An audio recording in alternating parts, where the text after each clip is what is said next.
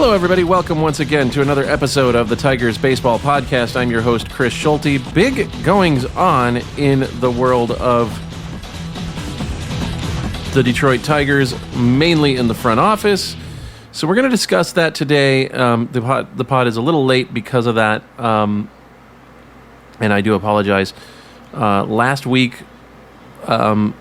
first of all, we're not going to do an injury report because there's really no point with essentially 15 games left in the season.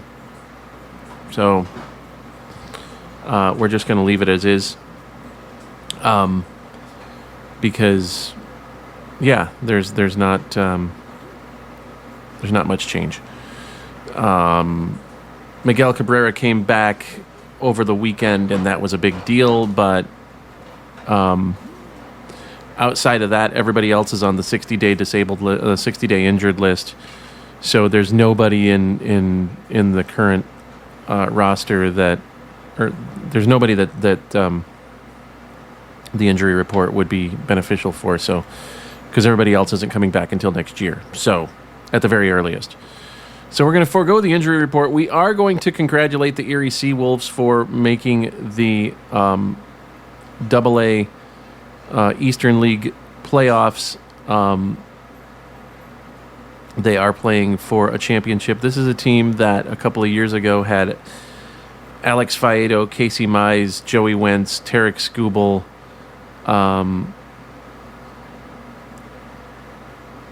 on it all at one time and almost made the playoffs. That was the team that had Chase Numata on it, who passed away tragically after the last game of the AA season.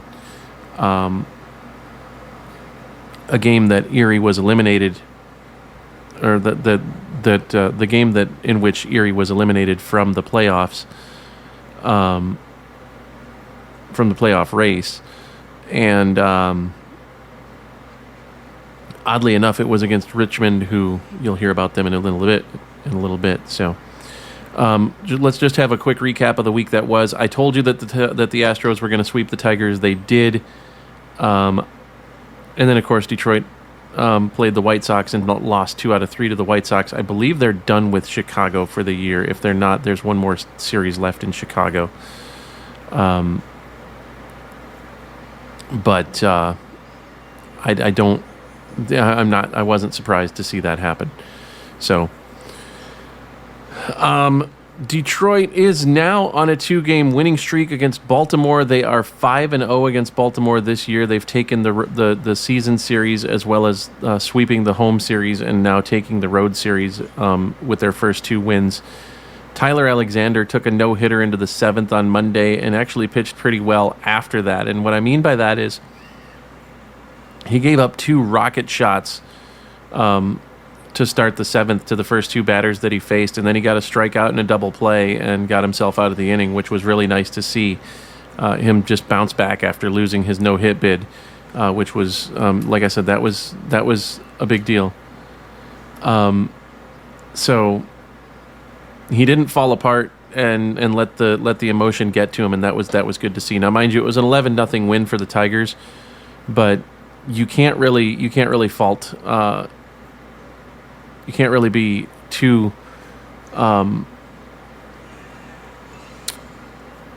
It really means a lot when you can see a pitcher face the adversity that he faced. I mean, he's dealing with the emotions of losing something that not a lot of pitchers have had, and is then able to come back and handle his business, and ended up giving the Tigers 7 strong innings. And then, of course, yesterday, Joey Wentz gave the Tigers 5 2/3 good innings, and so the bullpen is fine. So the Tigers' pen is rested and ready to go and ready to deal with whatever needs to happen, whatever it needs to deal with tonight and over the weekend. So onward we go. The gist of this podcast is going to be the Tigers announcing on Monday that they had hired Scott Harris from the San Francisco Giants as their president of baseball operations. And I want to be impressed with him. I really do. I did a little bit of research on him. He has a bachelor's in economics from UCLA. He studied at Oxford University in London for a little while. He has a MBA from Northwestern. He did some work on that as well at Columbia University. So he's not an idiot. He was the general manager under Farhan Zaidi of the San Francisco Giants, and before that, he worked under Theo Epstein and Jed Hoyer with the Chicago Cubs. And what I find interesting is Steve Yzerman actually got involved in the recruitment process of Scott Harris, which I found kind of intriguing that they would apparently Yzerman met Harris at a Cubs game a while back, and they formed a friendship, and so that was helpful in Scott becoming a Tiger. Now, Harris grew up in Redwood City. His dad is a Cubs fan. His mom is a Giants fan, and oddly enough, he said he was watching the Richmond Erie game on Sunday, and he wasn't sure which team to root for because he had already, for all intents and purposes, taken the job with the Tigers. So. He is on the job. He was announced officially yesterday, and I want to cover a couple of things that he talked about at the press conference. And this is what intrigues me about him as a president of baseball operations. Now, he says he's going to hire a general manager. My guess is that it'll be Sam Menson, who is the current assistant GM, assumed the general manager roles of the general manager duties when Al Avila was fired. So my thought is that he's probably going to bring him in as the general manager, but you never know. So it'll be interesting because what he said he wants to do is look. He either knows what the right things are to say or he believes this stuff. And I'm going to take him at his word because to me words mean things. So if you're saying this, then you believe it. He says he wants to develop a culture of. He wants a culture of development. He wants to acquire, and maintain, and retain young players, and he wants to dominate the strike zone on both sides of the ball. Now, he's pretty accurate in a lot of the things that he says. You know, acquiring, maintaining, and retaining young players, every team is trying to do that. So every team is going to try to draft quality young players. Every team is going to try to trade for prospects. Every team is going to try to keep the players that they have at all levels that are solid players, that are prospects and that have potential or have started to demonstrate their potential in the major leagues. That's something that every team does. He said he wants to develop a culture of development. And what interested me when he said that was he doesn't want a player that comes up from AAA to just take a breath and be like, wow, I finally made it to the big leagues. He wants that player to be excited at what he can do to better himself at the next level. What he can do to develop his skills to play at the next level.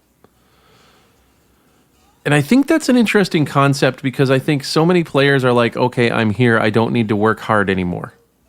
I've made it. I don't need to put in the work, and I don't need to do, make swing changes or add a new pitch or change the grip on a pitch or work on my throwing or work on my defense anymore because I'm in the show. I've made it. I don't need to worry about that anymore. So I think it's interesting that he made that point.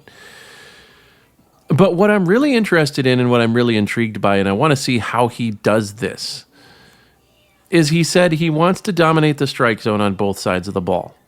And his comment was the strike zone is extremely important in every aspect of the game. It affects how many pitches a pitcher throws, how many the workload on a pitcher's body, what pitchers are used in a series, how many pitchers are used in a series, what type of contact is being made by a hitter that the defense has to account for.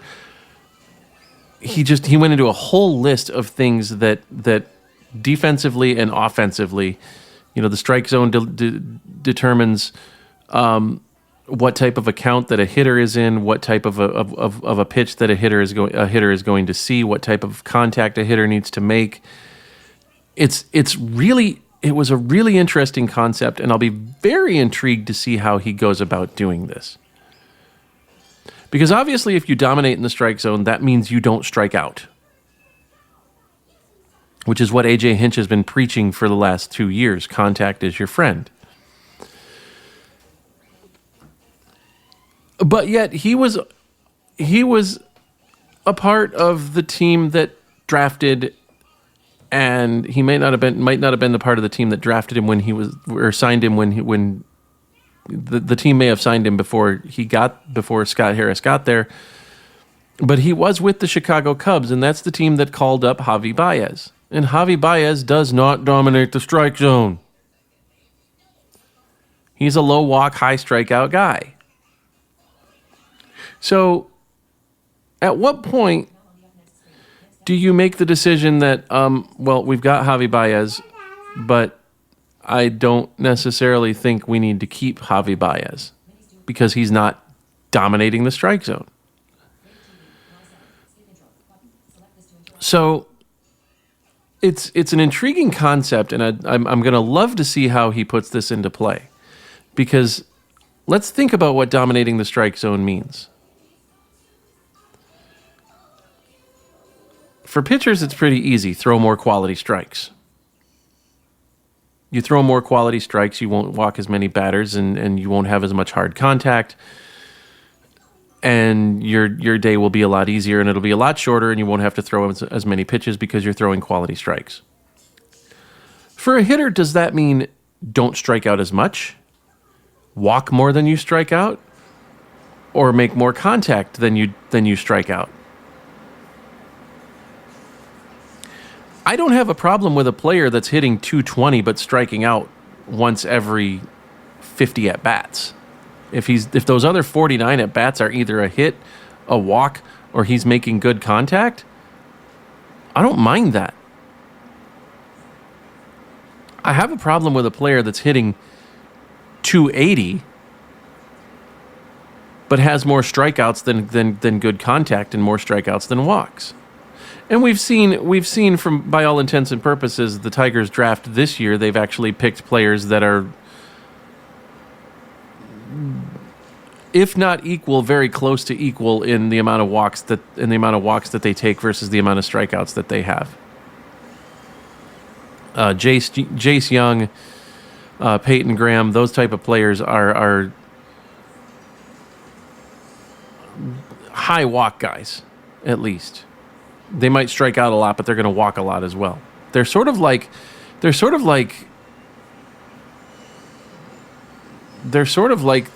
players back in the early 2000s. I think Adam Dunn used to strike out a lot, but he used to walk a lot as well. And I can live with that as long as they're productive when they make contact. Spencer Torkelson is supposed to be somebody that's got a high walk rate as well as, a little bit of swing and miss, but he's got a high walk rate. And we've seen that a little bit in the big leagues. But ultimately the question is, how do you dominate the strike zone from both sides of the ball? And because there's going to be different theories on that. There's going to be different, you need to make more contact. No, you need to draw more walks. You need to do both. You need to make the pitcher work harder in the strike zone. That's a theory that I don't agree with, by the way, because a strikeout is still a strikeout. If you strike out in a 10-pitch at-bat versus a 5-pitch at-bat, all you've done is make the pitcher throw 5 more pitches. You've not done anything productive for your team. Nothing whatsoever. So, from that standpoint, I don't agree with that. To me, dominating the strike zone is making better contact, more contact than you strike out, and walking more than you strike out. If you can combine the two, that's the ultimate end game. So he's on board with AJ Hinch and with Scott Coolbaugh, who is the Tigers hitting coach, as to what needs to be done offensively and defensively. Because AJ Hinch often preaches not only is contact your friend and that you need to stop striking out so much, but from a pitcher's standpoint, he wants you to get to strike one, strike two, win the race to two strikes. Because at that point, you can do whatever you want with it as a pitcher. It opens up a lot more as far as pitch selection is concerned than if you're in a 3-ball count or a 2-ball count. So I like that concept. I'm curious to see how he implements it over the winter. Now, I also like what he said about making proper baseball moves. If we keep our heads down and we keep making the right moves, we're going to be a darn good baseball team. I don't think he's critical of Al Avila in this. I just think that he's basically saying that he might have a better way to do it. Because based on what he said about obtaining and retaining young players, acquiring and retaining young players, he's not going to make a lot of free agent signings. He might make some trades, but he's not going to make a lot of free agent signings. He'll make key free agent signings, and San Francisco didn't make a lot of free agent. They did. They signed Carlos Rodon and a couple of other players as well. But most of their team is players from their minor league system or players that they've acquired via trade.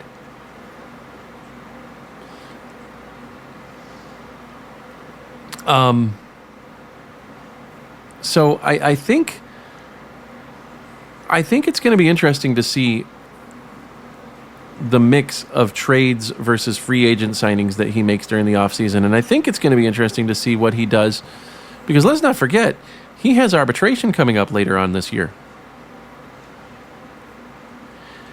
I do believe Jeimer Candelario is eligible for arbitration, as well as Joey Menez and Gregory Soto and a few other players. So where does he go with the arbitration stuff? Who does he tender an offer to and who does he not? Because again, and I think this will be the first major move for him as to how he's going to be doing what he needs to do as part of his job and as part of his vision. Depending on who you non-tender, that's going to set the tone for the rest of what you do in the wintertime. So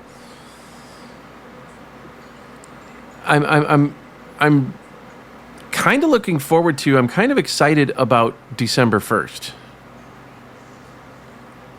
Because again, that's when you have to tender players' offers, and if he doesn't tender certain players, then that's going to be like, you know what? This is how he's going to implement his vision. So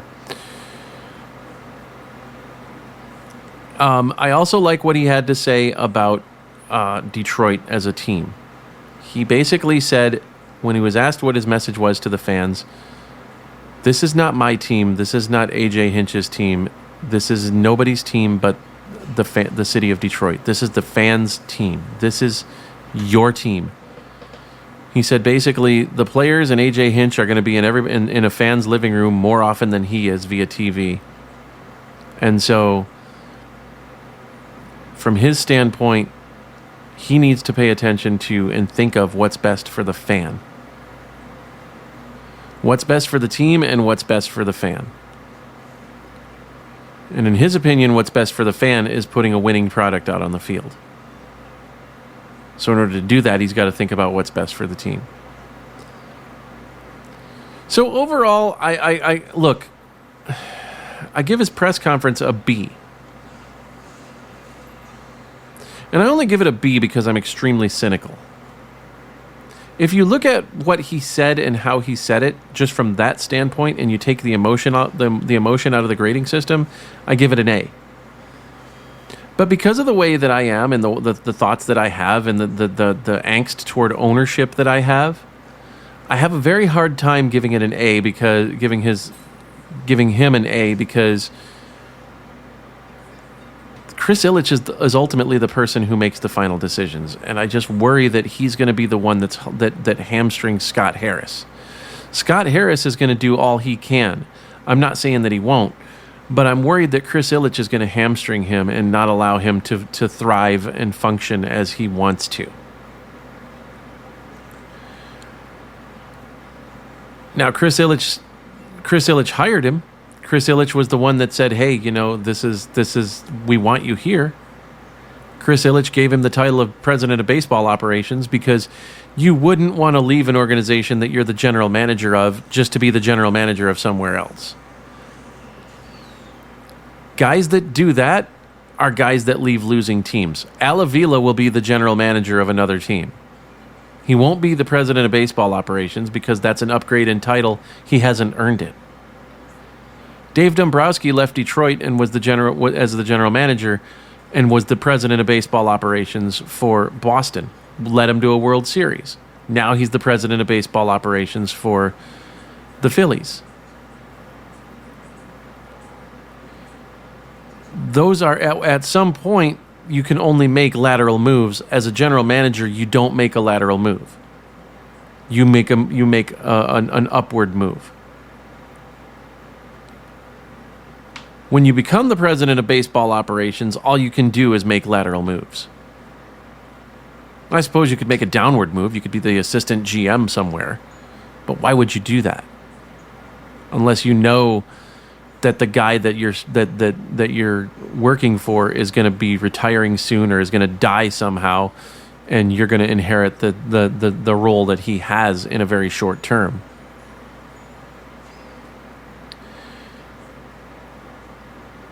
So Chris Ilitch was the one that offered him his deal. Chris Ilitch was the one that said, I want you to work here. One would assume,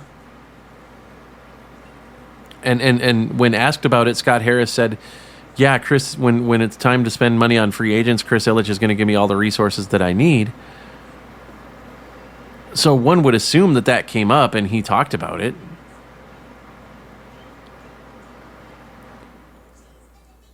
But then you got to wonder if maybe they're on the same page philosophically. And Chris Ilitch is like, look, I don't want to spend a lot on free agents because I don't want a lot of bad contracts and I don't want a lot of dead financial weight. Points his finger at Miguel Cabrera's contract, which is probably about the size of War and Peace. And he goes ahead and says, okay, this is what I want to do. I'm down with this. I can work with this. That's fine. You can work on a shoestring. You can win on a shoestring in Major League Baseball if you've got the analytics, if you've got the technology. Now, he comes from the Cubs system that created the Pitch Lab. And so that's a good thing. But at what point does the shoestring snap?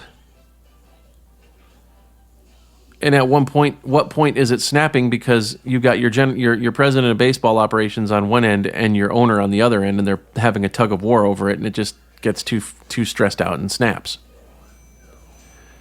I think we reached that point with Al Avila. I think Al Avila wanted to spend a lot more money. I think Al Avila wanted to offer Carlos Correa $350 million. And Chris Ilitch said no. I think Al Avila wanted to try to sign Carlos Rodon or one of the bigger name free agent pitchers out there. And Chris Ilitch said no. I think if you look at the contracts that they've got with Eduardo Rodriguez and Javier Baez, those are Chris Ilitch creations and not Al Avila creations. Because Chris Ilitch is saying, if we give them the option to leave, that saves us money. Chris Ilitch saw the Jordan Zimmerman situation. Chris Ilitch sees the Miguel Cabrera situation. and he doesn't like it. I don't blame him. That doesn't necessarily mean that you have to completely avoid those big contracts. You just got to be smarter about them. And Al Avila wasn't smart about them, and neither was Chris Ilitch, because Chris Ilitch let him sign those. Well, he didn't let him sign the Miguel Cabrera contract, but he let him offer Jordan Zimmermann that 5-year, $110 million contract. And there was no way out for the club when Jordan Zimmermann kept getting hurt. They had to pay it. They were on the hook for every penny of it. So I think ultimately Chris Ilitch is looking for somebody who he can tell, hey, look, I don't want to spend a lot. Let's not spend a lot.